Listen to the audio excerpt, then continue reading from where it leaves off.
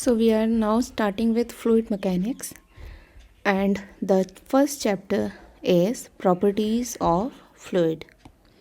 So the first question is something like this. It came in GATE 2016 shift 2 of 1 mark. So the question is, group 1 contains the type of fluid, while group 2 contains the shear stress rate of shear relationship of different types of fluids. So group 1 contains the name, and this is the curve number, and the curves are drawn here. Now we need to match this. See, the very first number of curve, that is number 1, this is for ideal fluid. This is ideal fluid where there is no shear, no rate of shear, right? It is shear stress is not generated, so it is first. This is ideal, which is not in this option. The linear relation is followed by Newtonian fluid, so the curve number 2 is Newtonian fluid, so P2. Now we have, these are the options. Now what is pseudoplastic fluid? Pseudoplastic fluids are the curve number 4, and dilatant fluids are curve number 3. Plastic fluids which have initial shear stress and then there is a relationship. So plastic R is 5. Any option which is matching R5Q4S3, so the correct option is option C. Next is the dimension of kinematic viscosity. See, tau is what? Tau is mu dV upon du, du upon dy, or du upon dy we can say. Tau is what? Force upon area. And if I calculate the unit, so dy upon du is equal to mu. So mu is nothing but force is Newton, area is meter square, and dy is meter, and u is meter per second. So this meter is cancelled out by this, and we get Newton second per meter square. This is mu, unit of mu. Now mu is what? Dynamic viscosity, but kinematic viscosity we want. So kinematic viscosity is dynamic viscosity upon density. So dynamic viscosity is Newton second per meter square, and density is kg per meter cube. Kg per meter cube. This is cancelled, and we get the value Newton second meter per kg. This Newton also we can change. So the Newton is kilogram meter per second square, and this is kilogram, and 1 meter is already there, and second is also there. This meter and second is already there, so kilogram to kilogram cancel, and 1 second say 1 second cancelled, so we get meter square per second. So the unit of kinematic viscosity is meter square per second. Meter square is nothing but length square upon second time. So the correct option is option C.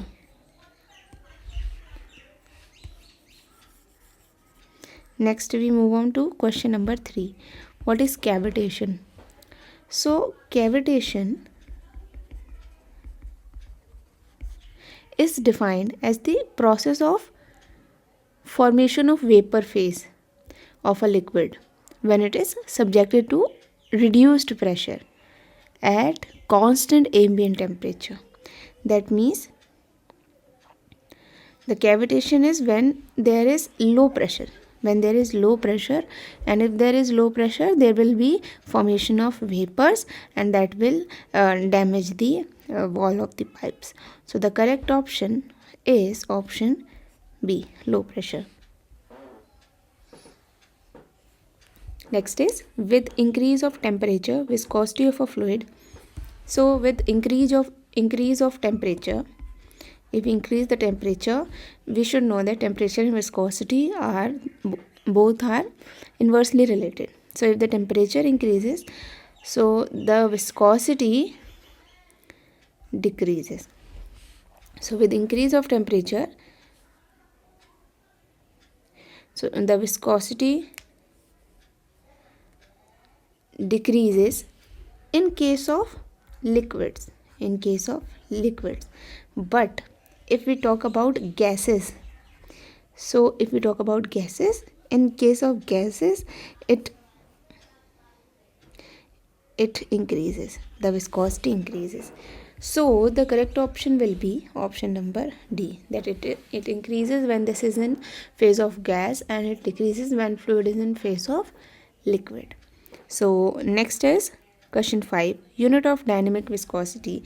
Just now I have seen the dynamic viscosity unit came out to be Newton second per meter square. So the answer is option B. 6 is, a fluid is one which can be defined as a substance that has same shear stress at all point, can deform indefinitely under the action of the smallest shear force, has small shear stress in all direction, and is practically incompressible.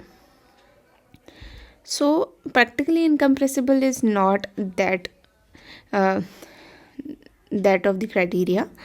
The correct option that matches is option number B, that fluid is a substance that continuously deforms under the applied shear. So if there is any applied shear force, the fluid will start deforming. Option B is the correct one.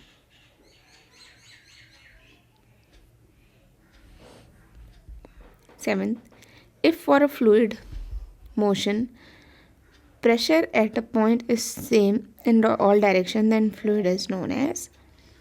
So if for a fluid is in motion, pressure at a point is same in all direction, that means there is no shear stress. Then only the pressure is same in all direction, and if there is no shear stress, that means the fluid is ideal fluid, because every other fluids are having some amount of shear stress. So the correct option is option C. Next is, shear stress develops on a fluid element if the fluid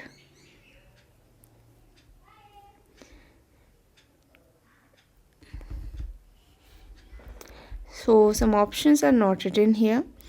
So the thing is that shear stress develops on a fluid element if the fluid is, first is at rest, second is if it contains, it's subjected to uniform linear acceleration, C is it is inviscid, that means non-viscous, and D is viscous and the flow is non-uniform.